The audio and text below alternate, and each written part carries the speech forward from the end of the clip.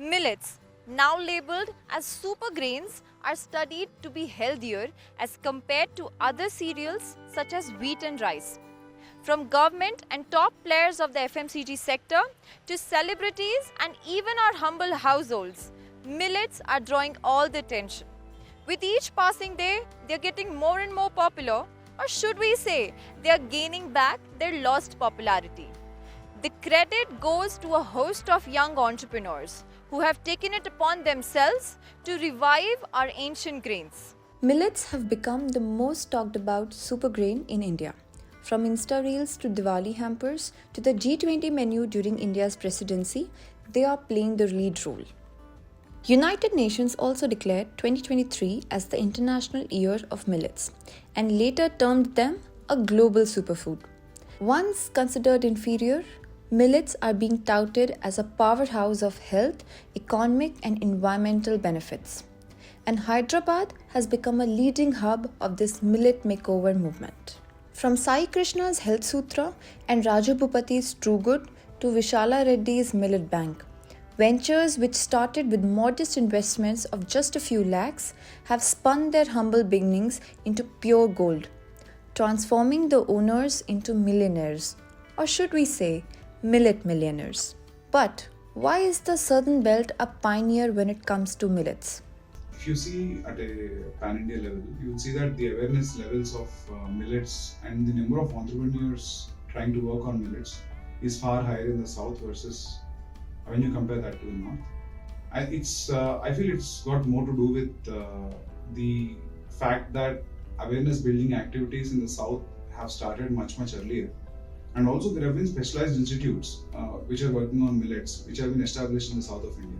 For example, Hyderabad has something called ICRISAT, International Crop Research Institute on Semi-Arid Tropics. They have been working on dryland crops which include millets for the past 50-55 years in Hyderabad. Other than that, in Hyderabad we also have a Directorate of Sorghum Research, which is your Jawar Research Institute, which then got converted into Indian Institute of Millets Research. An IIT Delhi graduate, Krishan was working at an education startup. In 2014, when he was exploring food-related business ventures, he got inspiration from an unlikely source: his father's diabetes diagnosis. With 15 products from breakfast cereals and dosa batter to biscuits and poha, Krishna's Health Sutra is now available in close to 3,000 supermarkets across Andhra Pradesh and Telangana. What began with an investment of just Rs 5 lakh, Health Sutra now boasts an annual revenue of Rs 4 crore. But there are some challenges. Biggest challenge that will remain always will be because this is a habit change that the consumer has to do in terms of their regular eating habits. So to what extent will this habit change stick is something I have my doubts on, but that said, millets are here to stay. I think people are now aware of the fact that the grains of our ancients are actually far healthier than the junk that we eat, and they are actively trying to incorporate with them. How long will it take? Will it happen in the next 5 years, 10 years? To what level? I think these are all unknowns which we all grapple with. Vishala Reddy's Millet Bank has taken the initiative to expedite the awareness process at grassroots level. She started the Decode Millet movement with an aim to reach over 1 million corporate workforce. Whatever the activity that we do, it will reach to bigger community and also their families, and that's number one. We can reach out to larger section of society, and the second one is that they can experiment because they have access to internet. They can Google, they can see how they can be made, and also they are the one who have access to the junk food. And apart from that, because of the junk food and because of the lifestyle changes also, corporates are having this non-communicable diseases are on the rise. And there were a couple of studies done by Apollo hospitals, and there was a study done by National Institute of Nutrition, and it's actually, they are all saying that the NCDs are on the rise because of the stress levels, because of the junk food eating. Coming from the farming background, we grow millets and we are farmers ourselves. And in Millet Bank, this is a social enterprise, and we are into value addition of millets. So we make noodles and ready to eat and ready to cook products, including noodles and cookies and breakfast mixes and traditional breakfast mixes, and also your cereals and all that. And we are available everywhere in the supermarkets and in e-commerce. So the decode campaign pan India, yes, in pan India, and also we recently started exporting.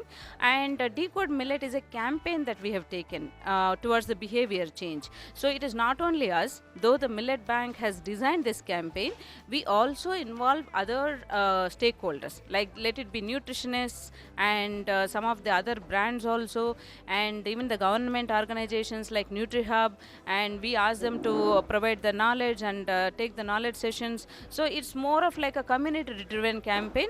Vishala's workshop at Value Momentum, where she was accompanied by nutritionist Nida Fatima, was one such example. There was a live cooking counter which demonstrated how to make a sorghum salad. When we came and when we started asking that how many of you are aware of millets, only 8 hands have gone up.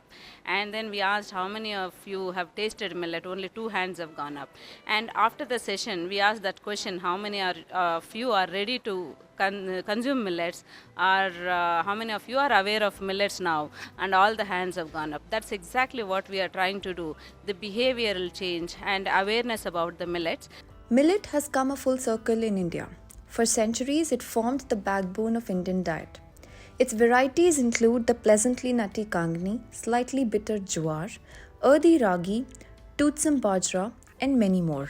But millets doesn't easily sit well with the Indian palate. Therefore, Indian Institute of Millet Research started NutriHub, a department of science and technology-supported incubator for millet startups. It claims to have revolutionized the journey of over 400 millet startups since 2016, providing them technical support from IIMR scientists, access to funding, and marketing assistance. Helmed by Dr. Dayakar Rao, it functions like a college where startups enroll for a year. Yes, nutrition science says that you need to diversify the diet.